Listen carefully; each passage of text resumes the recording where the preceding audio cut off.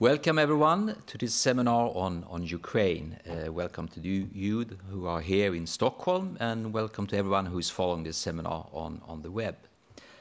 My name is Fredrik Sjöholm. I'm a member of IVA, Royal Swedish Academy of Engineering Sciences. And I think I'm one of those people who never could imagine a war of this magnitude to happen in Europe when I was thinking about it maybe 1.5 years ago. I think it took us by surprise, many of us, and it has had a tremendous impact on different aspects of our lives. Of course, security issues, the political development, the effect of the war on the economy of Sweden, of European Union, and of course the economy of Ukraine and Russia. I think it's still difficult to really fully grasp what's happening and to understand the causes behind the war, and it's difficult to understand all the consequences of it. But I'm really happy therefore that we've been able to gather a selection of scholars who are experts in this field and who could hopefully help us to understand better what's going on. So I'm really happy for this seminar, and I hope we're all going to understand more afterwards than we do today. And by these words, I leave the word to our moderator today, who is Maria Berlin from SITE at the Stockholm School of Economics. Please, Maria. Thank you, Fredrik. Good evening and welcome from me as well. My name is Maria Perrotta Berlin. I am a researcher in economics at the Stockholm Institute of Transition Economics, and I have the honor to be the moderator today for this conversation about what else besides weapon can we do to help Ukraine survive as a nation and win the war. Experts on the region, in particular experts on Ukraine and the situation that is ongoing. Let me just steal a couple of minutes to introduce them properly. All of them are very distinguished observers of the current situation from different vantages. Two of them are here with us. And one, our guest of honor, if you will consider to me, was supposed to join from Kiev. I will introduce her shortly. All of them are also very staunch advocates of the necessity for us, all friends of Ukraine in the West, to keep up the support in all ways we can, and to also keep the attention, the focus, and the information from the right sources, information that are backed by credible analysis and reliable sources, because this is also an information war. So with us today are Torbjörn Becker, the director of the Stockholm Institute of Transition Economics, SITE, and also IVA fellow. Torbjörn and SITE have long-standing relations with a number of partner research institutions in the region, including Ukraine. Torbjörn is also a long-term scholar of the region, expert on the Russian economy and in the fields of international macroeconomic crisis and issues related to the international financial system, with also background in the IMF. So with this background, I'm confident that Torbjörn will help us understand what Ukraine needs right now from the macroeconomic perspective and in the long run for the reconstruction. Fredrik Löjdqvist is the director of the Stockholm Center of Eastern European Studies, recently established as a national center of competence on Eastern Europe and tasked to provide policy-relevant analysis and activities on the region. Fredrik has before that a long diplomatic career in Eastern Europe in various countries, and also studies in political theory and political science. So we can expect Fredrik to highlight in particular the aspects related to Western political context, the consequences of the war to Europe, what a new Eastern Europe policy needs to look like, as well as questions related to EU candidacy and membership, how important this is to support Ukraine, and also perhaps what risks are associated with it. But our guest of honor has a more direct form of expertise, speaking from the very center of action. Natalia Shapoval from SITE's long-term partner, the Kiev School of Economics. She's vice president for policy research and head of the KSC Institute, and also a member of the Yermak Mefol expert group on Russian sanctions. So unfortunately, Natalia had to travel today, so she could not count on a stable internet connection, and therefore she sent a video message instead. So we will start listening to Natalia's video message. Then Torbjörn and Fredrik will take 10 to 15 minutes for their introduction. And finally, we will open for the Q&A for an open discussion with all of you. So I want to leave the floor now virtually to Natalia. Good morning, dear colleagues. Thank you very much for holding this discussion. On the one hand, you know, it's easy after almost a year of war to accept what is going on as given and accept the victories, even small victories of Ukrainian armed forces, to hold them as given. But we should remember that every day hundreds of people are getting killed and injured in Ukraine, but even more in Russia, of Russian citizens who are coming to the territory of Ukraine brainwashed. Our analyst, she recently wrote me, "Oh, Natalia, I cannot send you the work that I've done today, and I need extension of deadline because my husband is on the front line and I'm stressed and I don't know how to deal with my mental health, so I need extension of the deadline." So this suffering is getting closer and closer to everyone every day. And with this, I want to highlight how important it is not to extend the deadline of all the financial support, sanctions, accountability processes, you know, even more, so that we would pay lives for these extensions. Now it's almost a year after Russia started this full-scale invasion, and it's high time indeed to talk what else should be done to stop the war and to help Ukraine win. I think we all understand that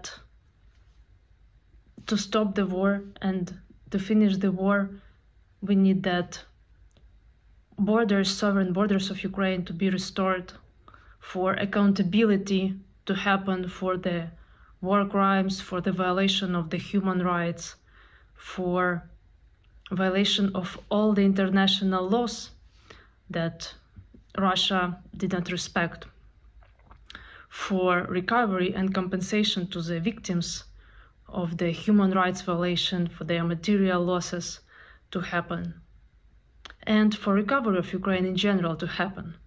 So that's how the war should be ending. And as I said, speed and timing is very critical.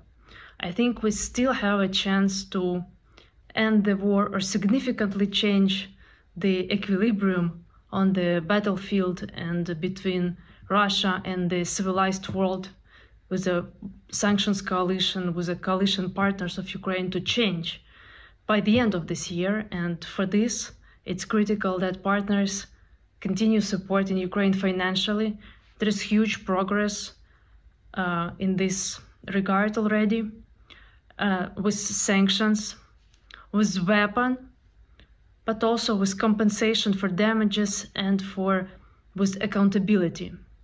I think this accountability is super critical to show countries and dictators like there are in Russia that it's not acceptable to violate the rule of law. So I think these are components, and a lot has been done. I would like to, given that I know a little bit more on this topic, I want to highlight a little bit on sanctions. So for this year, I think upcoming 2023, it's very critical to continue pushing for the actual implementation of the energy sanctions, because this is a backbone of the Russian economy. Their export revenues are almost 40–50% of their budget, and this is a bloodline of their economy, which helps Russia financing the war right now. But also to continue with the trade sanctions. European Union reduced the exports to Russia by 40%, but still a lot is remaining, and imports is still there. So sanctioning trade further is very important. All these diamonds, all these non-food items are still not sanctions. There are a lot of trade categories, so that should be done, I think.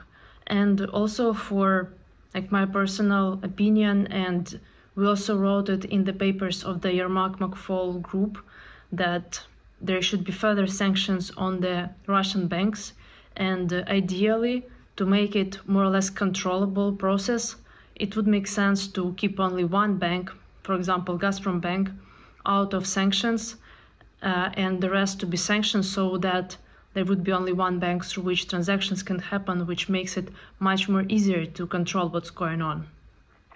And there are a lot of other sanctions. It already has an effect. And it's important to appreciate that Russia's economy is vulnerable. It's not what they're saying in their propaganda. Already in the end of last year, they had to spend more than $120 billion.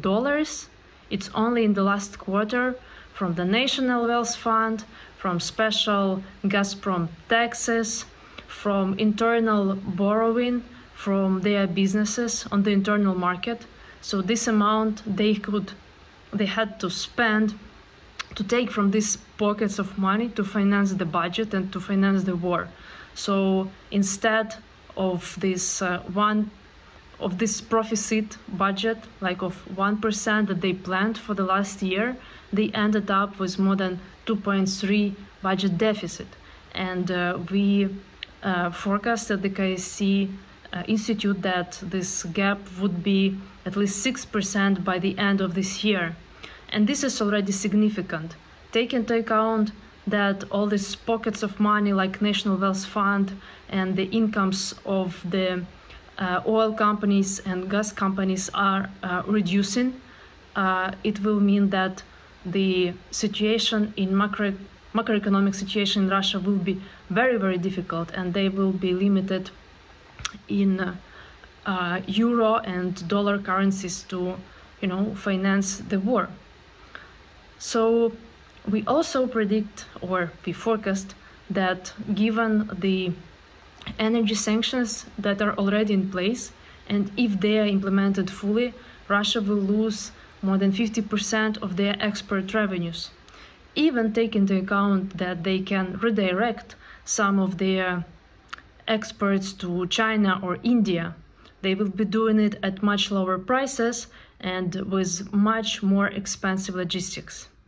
So this all together can give not just this 2% drop of GDP or 3% like it was last year, but 5–6% loss of GDP, and really loss of productivity and technological advancement in the economy that would totally change how they can conduct the war. So I would urge, if the decision makers can hear me and experts community, to continue pushing and advocating for the proper energy sanctions, monitoring this carefully, because this is a huge sanction. It's very difficult. There are so many loopholes, so much knowledge in Iran and in Russia, how to circumvent sanctions, all these shadow fleets, etc. They cannot, reduce to zero the impact, but they will reduce to some extent the impact, and we all have to follow what's going on. And I think upon these conditions, with more stricter enforcement of sanctions, with proper energy sanctions, with further sanctions on trade, and more control of the financial transactions with Russia, it's really feasible that over this year the economy will become weak. It will become very difficult to finance the war, very difficult to procure components for the production of weapons.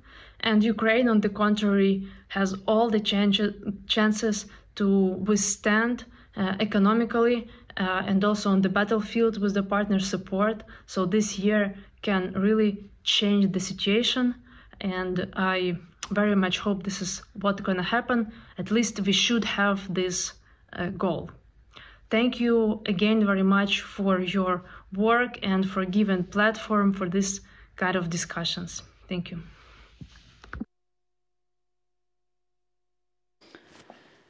Yes, so as you heard, Natalia and the whole KC team, they are showing an incredible resilience and an incredible strength and capacity in all the work that they're doing to support their government and their country, but also to advocate in the whole world for continued support to this cause. So we are very grateful to Natalia for this message, and of course we would I've loved for her to be here with us tonight, but she's living and working from very different conditions than what we can even imagine. But following up on Natalia, then I am happy to welcome on the stage Torbjörn Becker. Thank you. Thank you, Maria. I, of course, managed to leave my notes in the office. I'll be using my computer as a little bit of a cheat sheet here. Let me just start by thanking, of course, Fredrik, the EVA section on economics, for inviting me to become one of the fellows of EVA and hosting also this important discussion here today. It's really a great honor and privilege to be part of this circle of very knowledgeable people in so many different areas. I also actually think it's quite fitting that we can have this discussion here at EVA. I'm going to see if I manage this. Yes. About how we can actually support Ukraine. I want to read up, not for you sitting here, but for the people following this online and not being so familiar with where we are. I want to read to you how the Academy is presented itself on the web page here. On the EVA website, it says that for more than 100 years, the Royal Swedish Academy of Engineering Sciences, EVA in Swedish, has been a meeting place for Sweden's future. EVA builds bridges between business community, academia, and policymakers. We bring together the expertise and experience of about 1,300 Academy Fellow and 250 member companies. So of course, here today we are talking about the future of Ukraine, but I really think it's important to connect with this type of community here in Sweden when we're thinking about how we're going to build the future of Ukraine. Ukraine will also really need to connect all of these different areas of societies, the academic community, the policymakers, civil society, and definitely also the business community. So again, I really think this is a very highly appreciated opportunity to have this discussion here. Of course, I'm an economist, so I'm going to spend a little bit of time talking about some of the economic issues related to this. But I think, again, when Natalia is not here to show us some of the pictures of what it can look like in Ukraine, I think it is important to start with a picture like this, to understand the massive destruction that Russia has inflicted on the country of Ukraine. These are the cities of Mariupol and Bakhmut. They have basically been turned into piles of rubble. What was, before the war, regular Ukrainian cities, quite nice looking, very livable, lots of people in the houses that have been turned into this. So I think, you know, in most of the discussions we have with our Ukrainian friends, they always start with, we do need weapons to defend ourselves. And I think this is the clear testament to that. But again, I'm not going to stay with that for too long.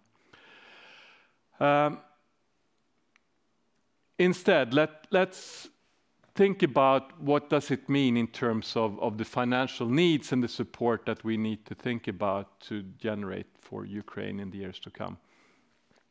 The Kyiv School of Economics, they calculate on a continuous basis what has been actually destroyed in terms of infrastructure, housing units, agricultural machinery, etc., etc.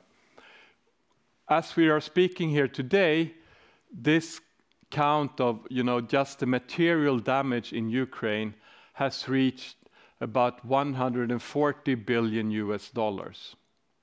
That's a hard number to sort of get a sense of how big it is.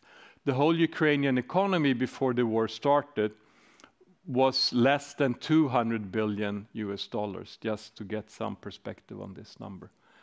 But of course, this number is then not including extremely important other dimensions of what is being destroyed right now. It's not including the value of the lost lives, the refugees that are not living at home anymore, the lost incomes of millions and millions of Ukrainians, or all the school days that have been missed by the students and kids in Ukraine.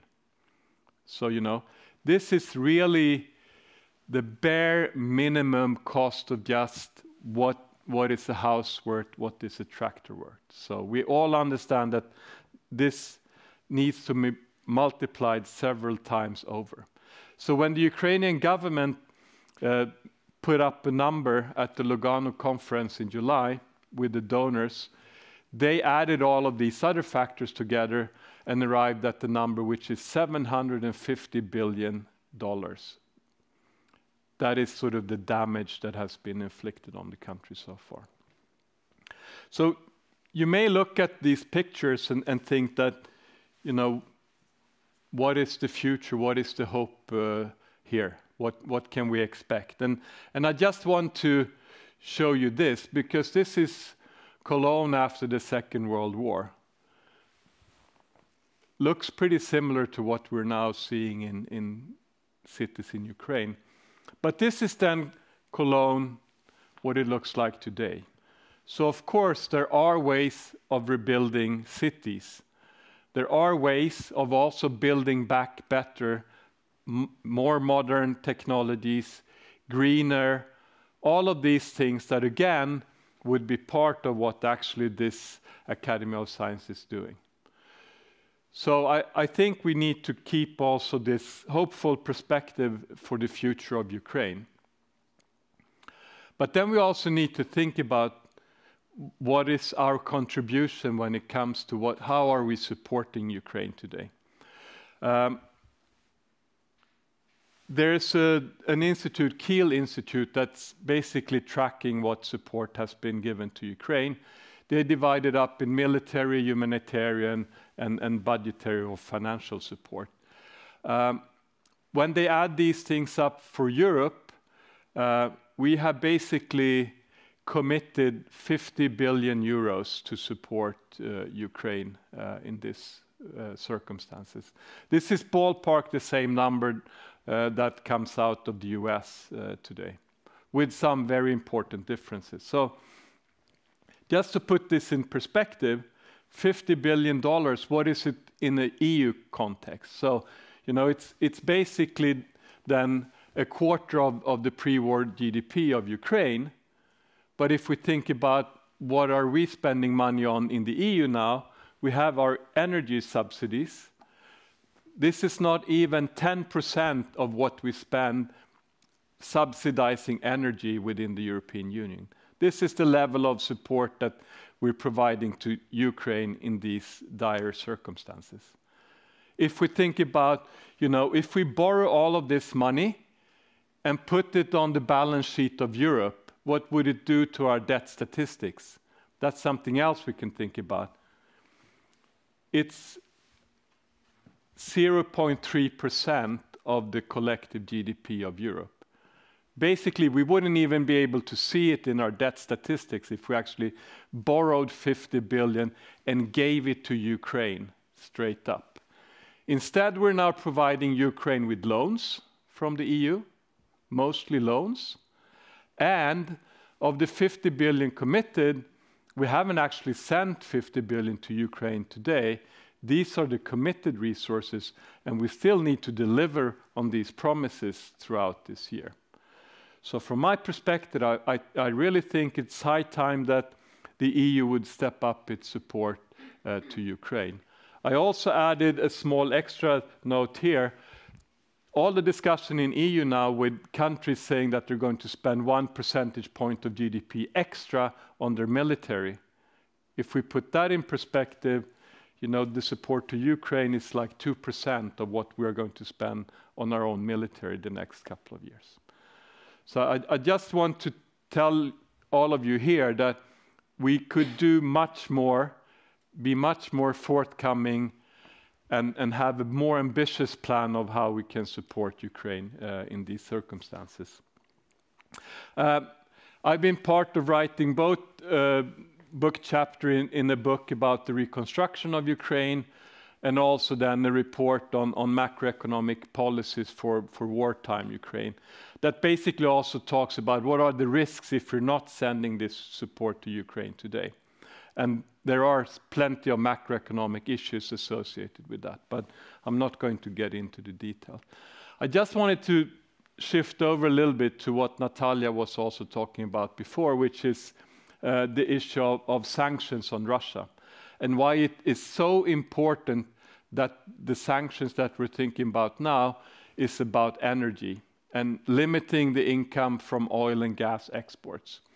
So in this picture, I plotted Russia's GDP in the red line, measured in US dollars. We can argue if this is the right thing or some other measure. And then the oil price, Brent oil is one of the qualities, as people here would know.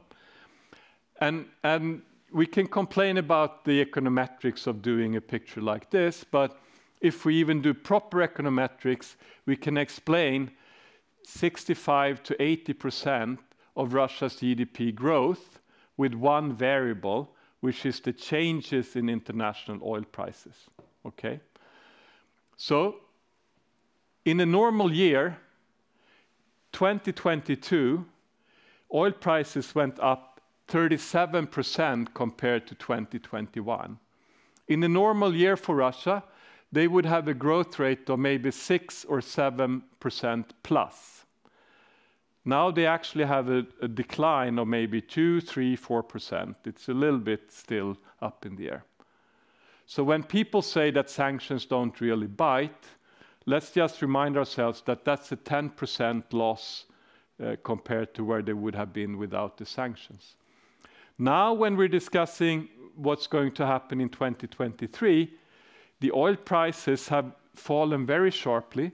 There's a big discount on the Russian quality oil Urals, and the decline compared to last year is already about 40% in terms of prices on that oil.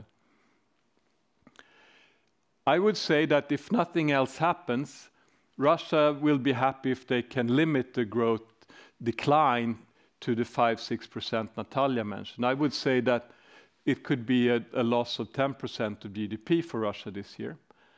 The IMF just put out the forecast that says plus 0.3%. I'm not sure my former colleagues at the fund have ever plotted this chart, because if they had, I don't know where that forecast is actually coming from.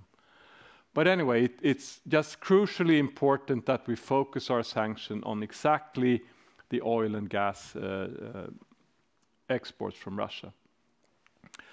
Quick comment on the long-run prospects.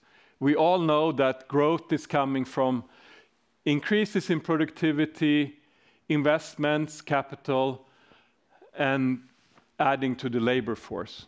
So the situation for Russia today is basically that companies with high productivity, foreign companies in Russia, are leaving.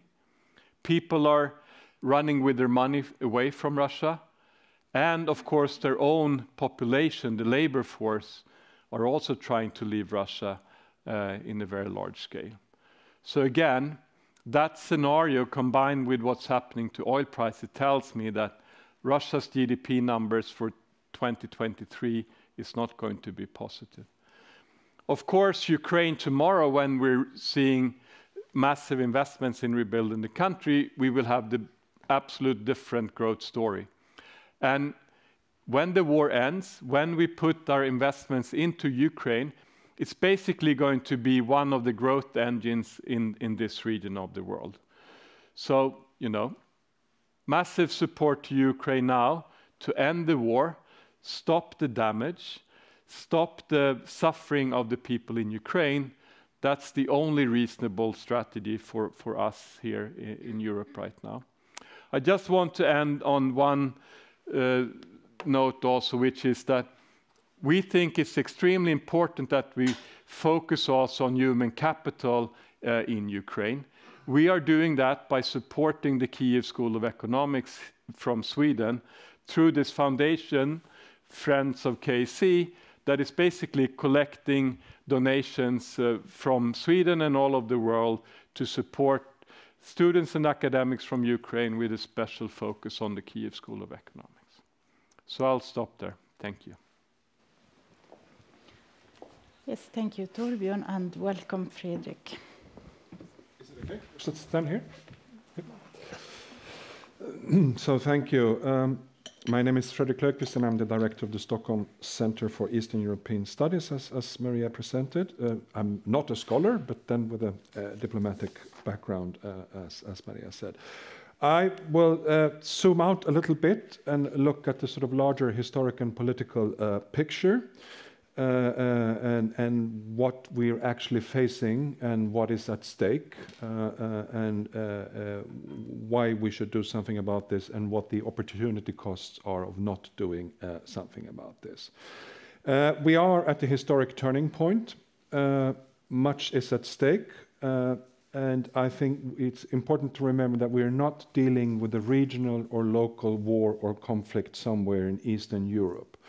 We are dealing with a Russia crisis that has been going on for at least 15 years. We are dealing with a war that has been going on 8, soon 9 years, which escalated in a very dramatic way on the 24th of February last year.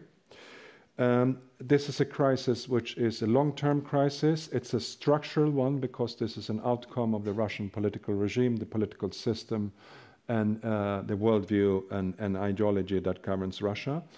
And it's systematic because it affects, this is a direct attack, not only a military aggression against Ukraine, but on the whole idea of international law, the international rule-based liberal system and the European security order.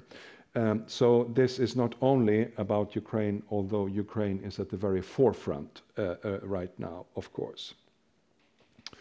How the outcome of this war and the larger Russia crisis will look like will not only affect the future of Ukraine, of Eastern Europe, and of Russia for future generations to come, but also will affect the whole European project, the European Union, and who we are and our place in the world.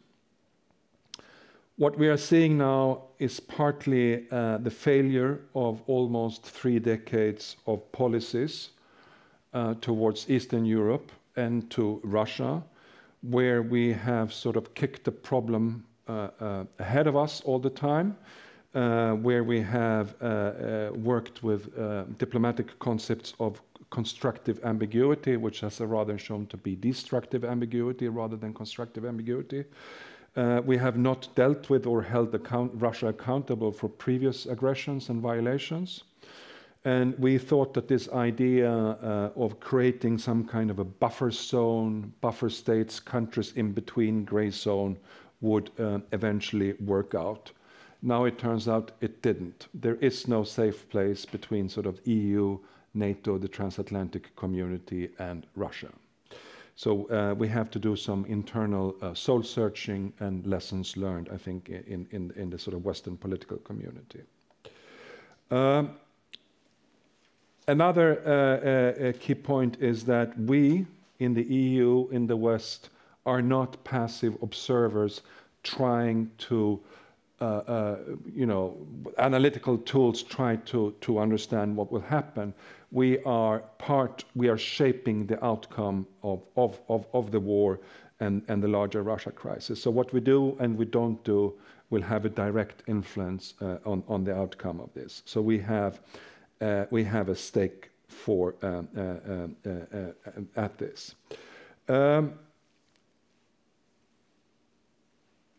And this means that we are in an exceptional historical situation. I think in the magnitude, in a way, this is probably as an historical moment as the revolutions of 1989-91, which took place in a very benign global context. This crisis takes place in a not a very benign context. But it will be as shaping the history and the future as we saw that. The engine of history is moving, and it's moving in Ukraine and the battlefields of Ukraine right now. And this is not something we can turn a blind eye to. This means that we need a more offensive and a more comprehensive and a more sustainable policy towards Ukraine and the rest of Eastern Europe.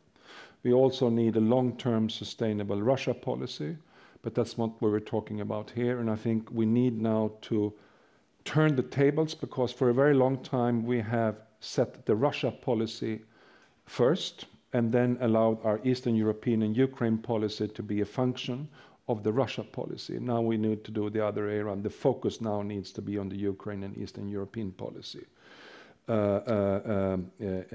And this and this has been mentioned here by previous speakers. There are obvious components, elements of this Eastern European policy. But I think, in short, we need to do more of what we're already doing. We need to do some things of what we're doing in a different way, and we need to do new things. The existing toolbox is no longer sufficient.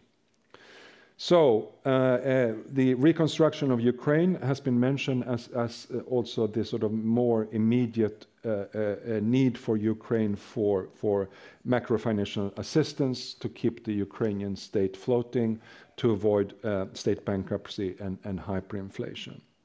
But another component is the EU approximation. Ukraine, together with Moldova, has now been granted candidate status, which is a very important, symbolically a political step, but which doesn't really mean that much, and that has to be translated in first the functional integration of Ukraine, and then eventually membership of Ukraine in the European Union. And as I see it, the reconstruction and the EU approximation integration are two sides of the same coin. They need to go hand in hand, and they are necessary preconditions for each other. They are sort of mutually reinforcing, because it will not be meaningful to reconstruct Ukraine unless we know what is the historical direction of Ukraine, where will Ukraine be embedded in the future. And the EU integration will be meaningless unless we do this investment in the reconstruction of Ukraine.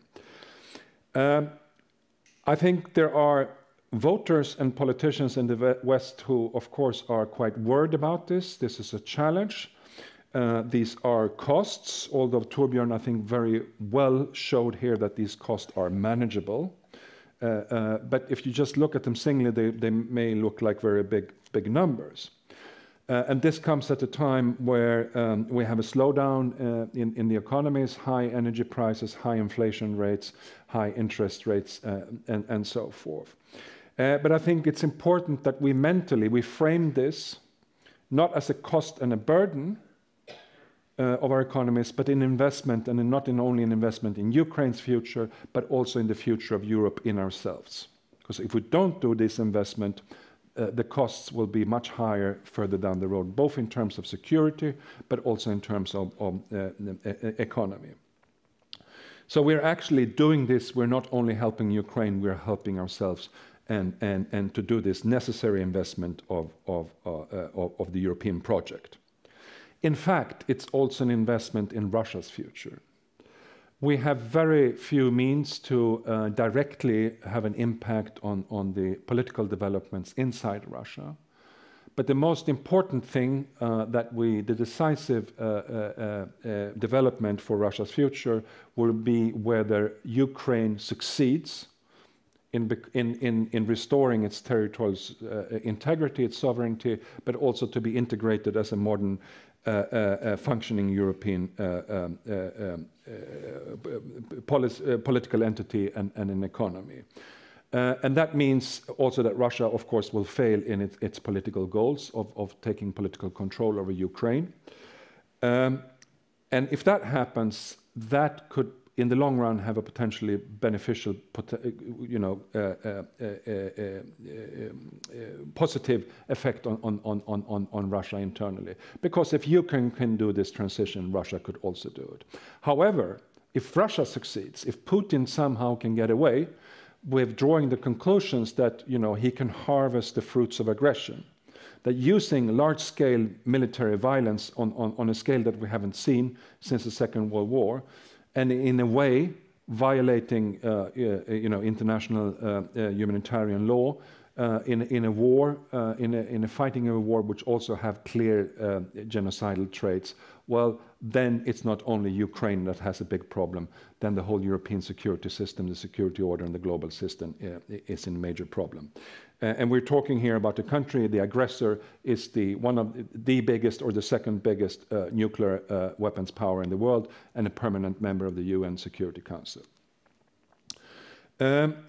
Accountability has been mentioned here, and I think that's important, and accountability can take place in many ways. The most obvious one is the sort of the legal accountability in terms of holding Russia accountable for its violations against international law. There are now various processes going on. One key issue here is the crime of aggression.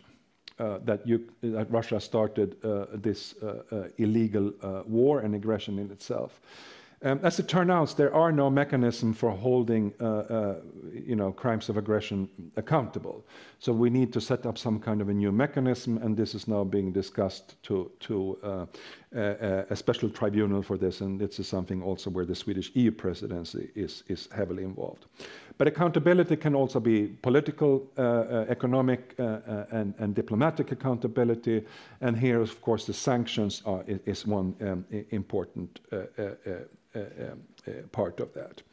Another investment that needs to be done, we are not here to discuss the military support to Ukraine, but I think still we need to keep in mind that Ukraine needs the current, apart from the humanitarian support, the financial support, and the reconstruction support, they also need the military support, because if there's going to be Ukraine to integrate and reconstruct, there must be Ukraine left to integrate and instruct.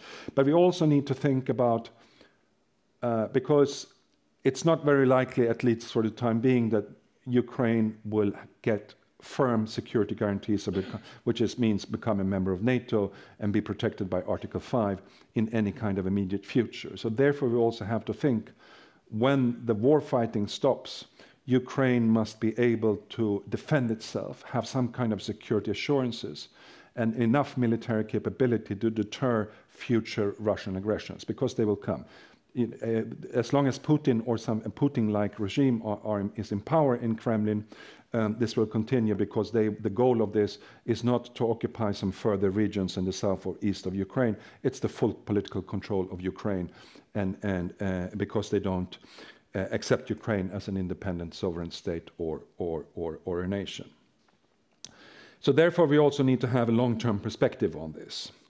And I think the outcome will depend on a number of developments here. The first one is obvious. This is the development on the military battlefield.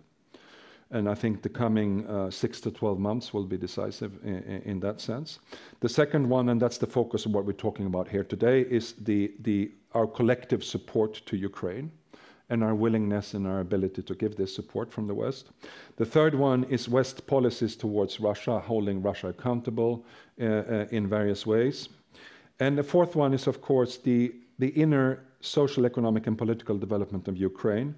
It's a resilience which is showing, which has been remarkable, and I think taken all of us, not only Putin and Kremlin, with great surprise. A fifth arena is, of course, the inner development, the domestic developments in Russia. I'm not too optimistic about that. And the sixth arena is how this is viewed on the global scale, especially in the global south, where a lot of countries have a sort of one sitting on the fence, and I'm talking about South Africa, Brazil, India, and so forth, and of course the key issue of the Russia-China area. And you can put a seventh arena on this, and this is one that I think needs further attention, and this is the domestic political situation in EU member states and in Western countries. And I'm not quite sure that the Western politicians have shown the leadership and explained to the voters what's really at stake. This is not going to go away in the next months or the next year. We need a sort of long-term commitment, and we do this not only for Ukraine, but we do it to save ourselves. And I don't see that that is clearly explained to our voters. And we have whole electoral cycles, of course, maybe most importantly, the US elections, which will. A couple of the finishing points is that what we have seen now is that war changes things. Over the last year, Ukraine has developed into a totally different country than it was before 2014.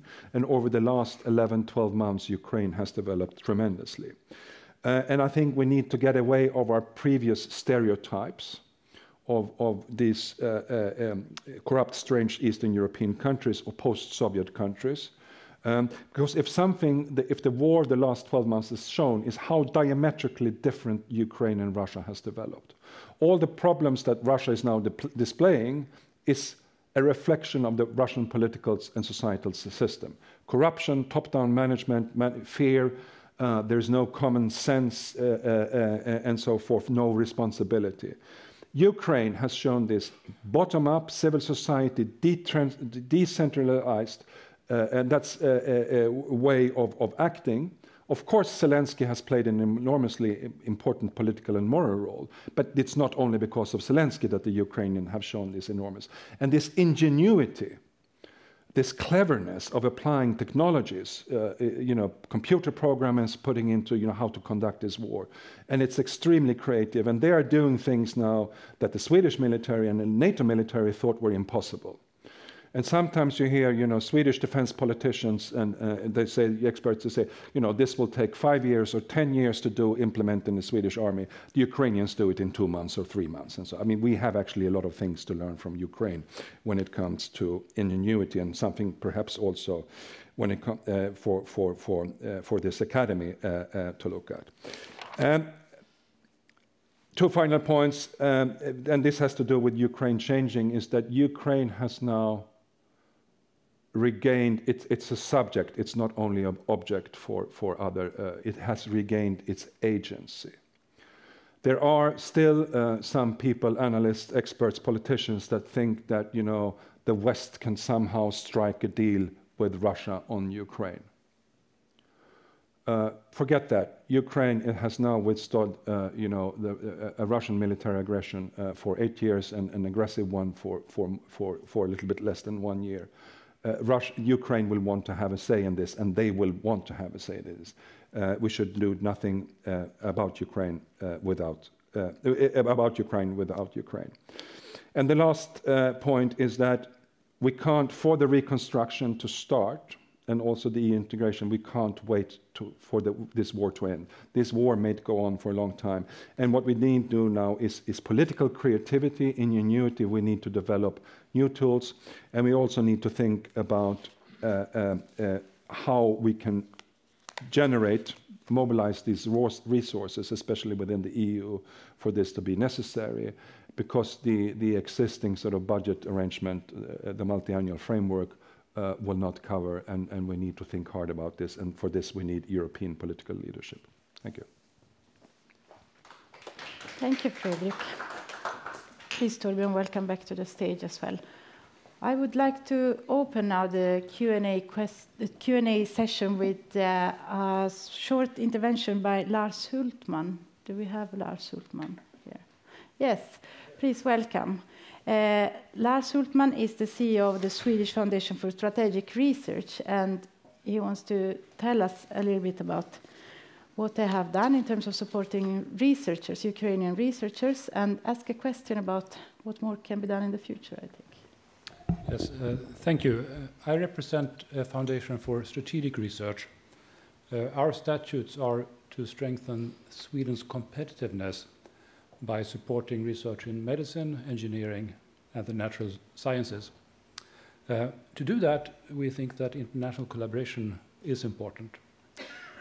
So that is what we had with us on to February 24th. On March 4, my board decides on my suggestion that we should have a call to support Ukrainian researchers that are seeking professional refuge to a Swedish university. This was well subscribed, and today we have 30 Ukrainian researchers in the Swedish university system to an amount of 42 million Swedish kroners. And that is about 10% on our turnover for supporting research in the whole of Sweden. And they are, as it turns out, very strong researchers, committed, so they are in a way supporting the Swedish system. But that was not the intention by doing this. Interesting is that other funding agencies has followed with similar or related types of support. We have the Wallenberg Foundation, the Competence Foundation, we have Mistra, the environmental, Riksbankens Jubileumsfond. So I would say that it's around 200 academians now, scholars that are in Sweden. Interesting is also that they are not all Olga, Victoria, Julia, but there are also some Alexander and Ihors. And when I ask, some of them are also in the 30th, 40th year of age, how come that you are allowed to leave? Well, I have a permission, and I make the conclusion myself that the Ukrainian nation, state, wants to secure some intelligentsia for the future rebuilding of the Ukraine. They're, of course, highly concerned, and they are sending money and support into the Ukraine. I came to this meeting not basically to present what we have been doing. Everyone can do something.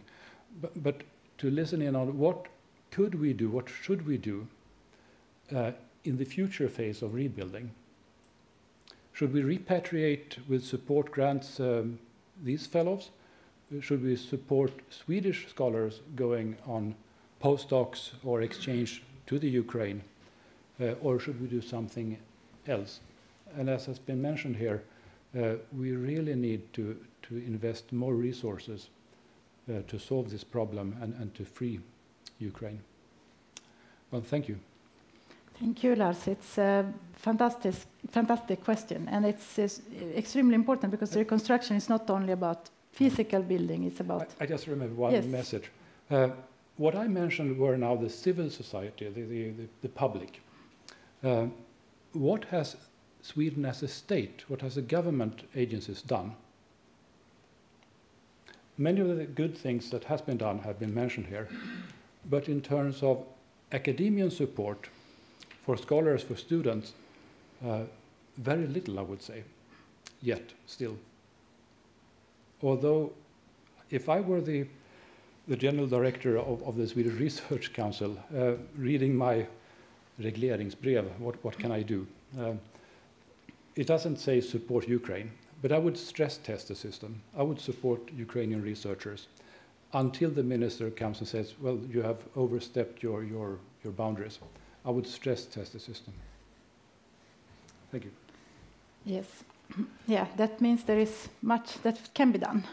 And it's too bad that KSC cannot be live with us to answer this question, but perhaps you want to. I want to add one thing, which is something we hear from our colleagues in Kiev.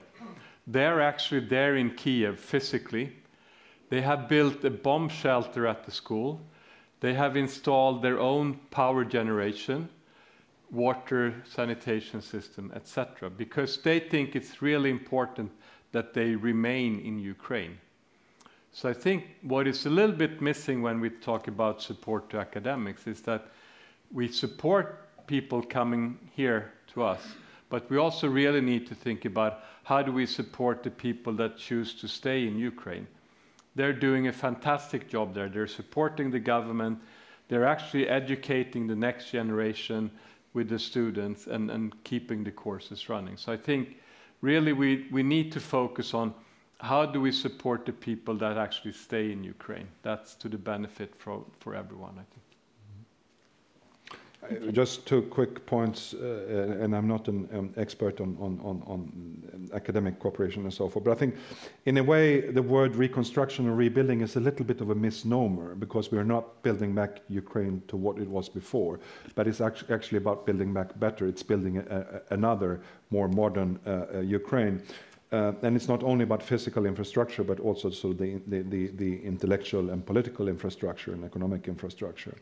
But also, how to prepare Ukraine for green transformation, transition, energy efficient, and so forth. So there will be a lot of, creativity, ingenuity, and in a broad sense, engineering competence needed for that. The second thing is, of course, this is a little bit of a concern. Has been an enormous outflow of refugees, millions out of Ukraine. And there is, of course, a risk of brain drain, and also people not, staying in Western Europe or wherever they are, and not going back, because they will be needed for the reconstruction. And that's part of, a natural step towards EU integration and membership is, of course, integration of Ukraine in the internal market. But that also means the freedom of movement of labor and so forth. And I think we just need to watch to make sure that we don't have a brain drain that will come at the cost of the future and reconstruction of Ukraine. But I think the will is there, and people want to return to their native country and take part in this work. But it's just something we have to be aware of. So I know you're looking forward to ask your questions, but I will take the opportunity to ask my own questions first, since I have this advantage now. I am very curious about talking about reconstructions, this new multi-agency donor coordination platform that met for the first time a couple of weeks ago. Of course, we don't know all the details about it yet, and it's too early anyway to judge how good, how efficient it will be. But from your perspective, what would you say? How do you see this global support for Ukraine best organized? And what do you expect? What are important elements that need to be there? All right, maybe I'll start then. Yeah, okay. So when we wrote this report about the reconstruction of Ukraine, one of the key things that we put there was basically we need to coordinate all of the international donors. We cannot run there Sweden, Denmark, EU, US, Japan, Canada, having all our separate meetings. All different conditionalities, all different reporting. So we really need to coordinate these things in what we think should be an EU-connected institution, because like Fredrik has mentioned several times, the ultimate goal of Ukraine is to become an EU member. So let's make this donor coordination also connected to the European transformation. So this very long name, I can barely remember it, Multi-Agency Donor Coordination Platform, was something that was agreed by G7 back in December. And it includes basically a co-chair from the US, from Ukraine, and from the European Union, and involves G7 members, the big international financial institutions, and then they say that they will invite more donors as we go along. But just so you know a little bit of the background, the military support has been coordinated in what they call the Ramstein meetings since April. And now, in January, we get this new platform. The problem with the G7 is that they don't actually have staff or the capacity to do all of this stuff. If we think about this as being a World Bank dedicated to one country, which is Ukraine, the World Bank has like tens of thousands or so people working there every day, checking out projects, preparing plans, implementing, etc., etc. So, you know, what we're still missing, I think, is really this much more solid structure that comes below, you know, the political meetings that they would have in this kind of platform. So we're still waiting for this. I still think we need, you know, substantial staffing of this. The good thing is that they are putting up a secretariat both in Brussels and some representative office in Kiev connected to this platform. But I would see that this is a good first step, but it's really a long way to go before it really can deliver all of the reconstruction assistance that Ukraine needs. Maybe just to add a couple of points. No, I think it's definitely a move in the right direction, and the sort of key actors are at the table. But a process like this will inevitably entail a number of trade-offs, and some of them will be difficult. And I think Torbjörn mentioned, I mean, one, and that is the role of the EU of this, and the EU versus the other donors. And I think because the reconstruction, we are reconstructing Ukraine into a EU country with its standards, with its norms, and so forth. I guess the EU will bear a significant amount of the costs of this. But this will have to be reconciled with non-EU donors, of course, and the US and other G7 donors will have a say. So that is part of that. And we have to remember that this will also affect the support that EU gives, both in terms of economic and military support, will also affect the balance and how the EU is perceived in Washington and by the US.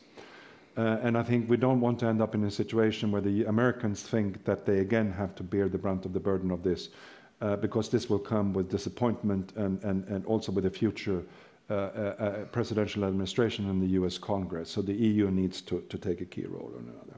Another trade-off is, of course, you know, the necessity of speed to do things quickly, but we also need a sort of a sound, structural, long-term approach.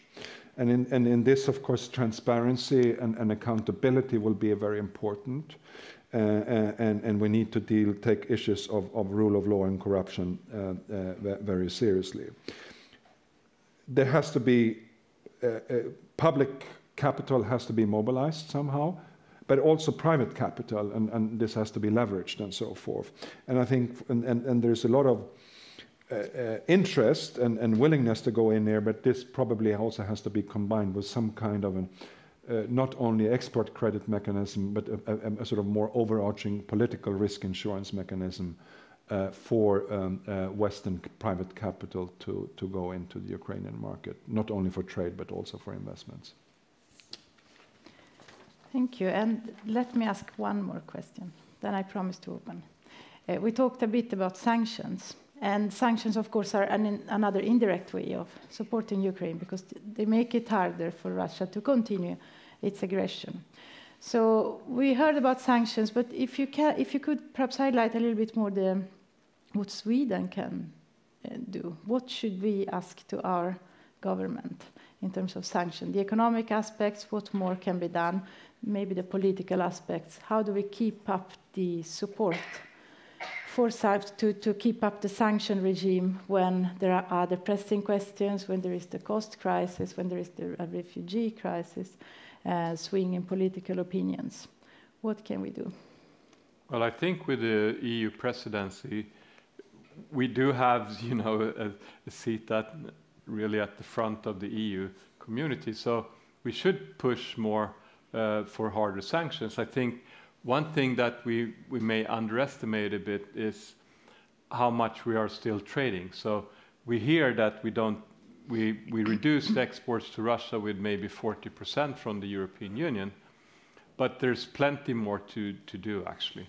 And I think as a macro person who has looked at the economic crisis, what has triggered the big economic collapses in a lot of emerging market countries is basically when they cannot import the stuff that they want to their economy, because the second round effect is then that they cannot consume or invest the things that they want at home. So imagine the case where you cannot, like now, import your car, then the car dealership at home breaks down, basically the service station, all the other things. So you basically have these add-on and second round effects if you stop trading with the country.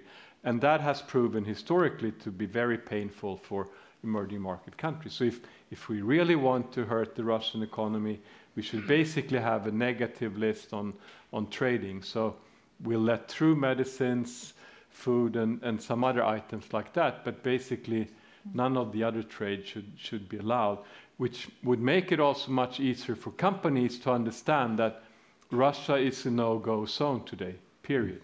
We shouldn't have to think about, making exceptions or getting special agreements to do both financial or trade deals. So that would be my recommendation.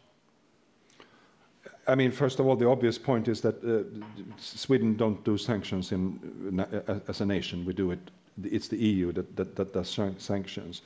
And I think the sanctions is about two things now. It's about doing smarter sanctions, especially there was much focus here on the energy and so to hurt the whole Russian economy. But I would add to that more smarter and more targeted sanctions to make it more difficult for the Russian military industry to produce what they're producing.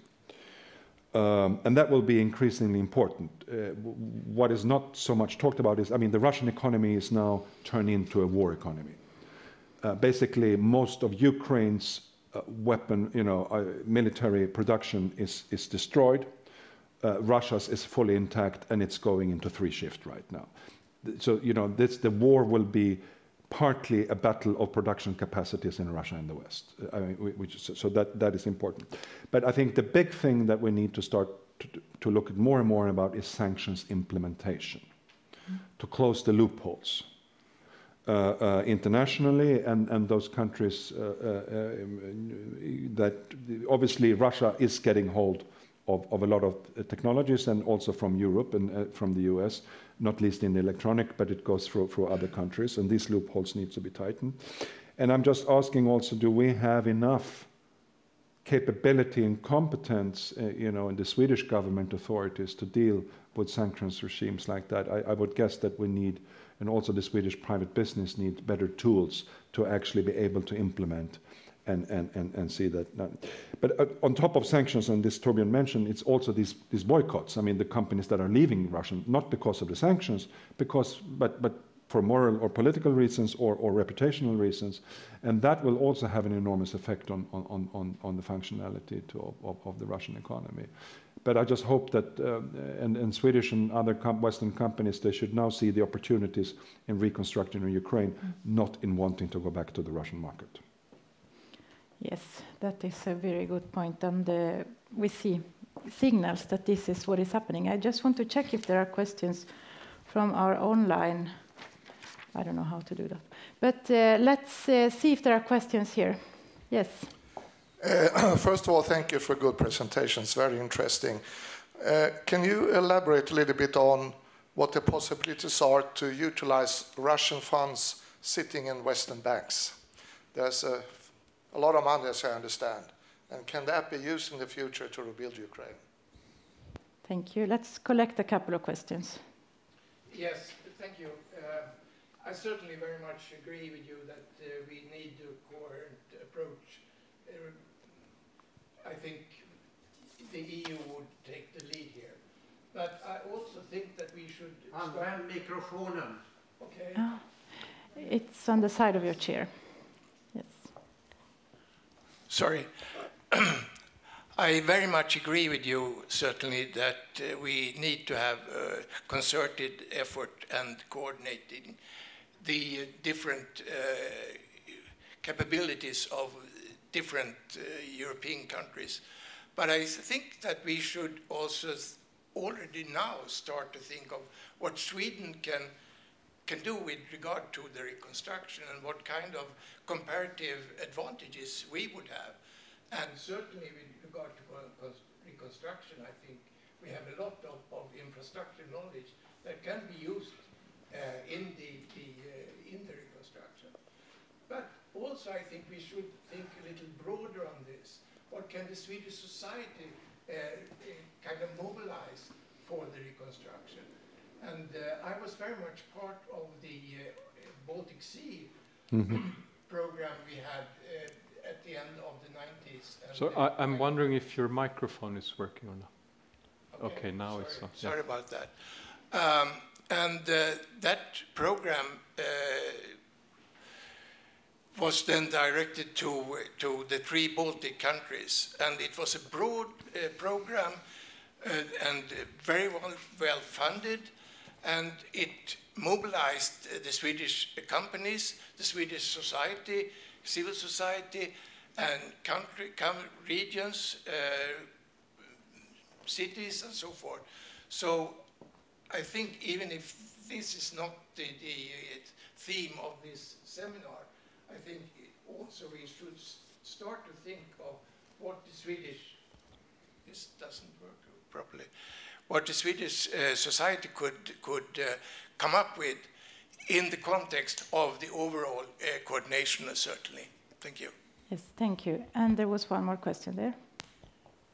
I'm curious to know how much Swedish companies are contributing to Ukraine. I'm particularly thinking of the largest of our companies in terms of donations of money or vital equipment. And in addition to that, would it be a good idea for the Swedish government to allow such contributions to be deducted from the income side of the balance sheet in order to avoid taxation? Thank you. So we have a question on reparations from Russia and utilization of seized assets, a question about Sweden's comparative advantages in reconstruction, and a question about incentivizing companies, donations and contributions. All right. Okay. I think all of these are great questions. We have been quite active in discussing how we seize Russian assets to start with. That's a legal minefield, though, so I'm going to let Fredrik address that. I think Swedish businesses should definitely be part of the reconstruction of Ukraine, of course. What we're saying when we're saying we should coordinate is that we should collect the funds, we should have transparent procurement processes, we should have reporting back, so we know that the funds that go into reconstruction are used for the purposes they are supposed to be. So the next step of that is, of course, what company or what organization is going to actually do the construction. And there I think Swedish companies has a good chance to be part of that process. But it's not sort of against the idea of coordinating. And of course, we want to push for their involvement there at some stage. I also want to mention that there are a number of Swedish companies that are active in Ukraine and are actually contributing to Ukraine. We have Tetra Laval that donated plenty of power generators to Ukraine just recently. We have Scania, who is still operating in Ukraine. We have financial institutions still in Ukraine. But I cannot give you a very detailed list, but there are several cases like this to highlight. And I think what you're suggesting, that you can deduct this from your income statement, that would be a good thing for maybe encouraging more companies to do this.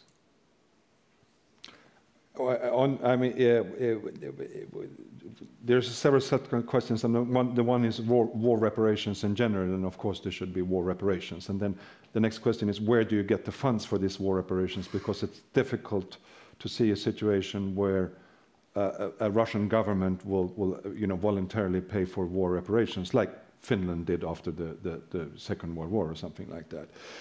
And then the question is, because there are basically two kinds of assets available, one of them are frozen Russian central bank assets. And the other one are frozen assets that belongs to Russian individuals or entities abroad. And I think the focus has been on the first group of assets. The other ones are more difficult for obvious legal reasons, and it will also set legal precedences which may be unfortunate. Also with the frozen central bank assets, it's not a clear-cut case because there are the questions of what the consequences and global repercussions of this, and I think the US Treasury has been quite cautioning against this. Because once you have set the precedents to freeze assets like this and use them, there's a fear that this would lead to a flight from dollars, use of dollars. So it's not a totally, I think it's a morally and politically clear-cut case, but it both in legally but also in terms of the consequences, it's a more difficult one. There's one suggestion out there that you actually you use the avkastning, the return on these assets, the return of the assets, and put them aside for the reconstruction of Ukraine. You know, how to get Swedish companies and this tax deduction, and you know, that's fun. That sounds like a good idea to me. The only thing I know, I think that the current Swedish government and the way it has composed this government sheerly put an emphasis on putting private capital, promoting Swedish business together with the aid development, and that's why we now have one minister, Johan Forssell, both for Swedish trade promotion and for aid development. So I think for ideological reasons they are very committed to this, and I think they are very open to ideas from IVA or Swedish business, and I just assume that these discussions take place, so to say, and there are good ideas. Very well, I think our time is up. So are there closing remarks from Fredrik? Or? Okay, let me just express my gratitude to all of you who has come here and learned us so much about what's going on in Ukraine, and we're really grateful. And as a small token of our gratitude, I would like to give you this book on innovations in Sweden.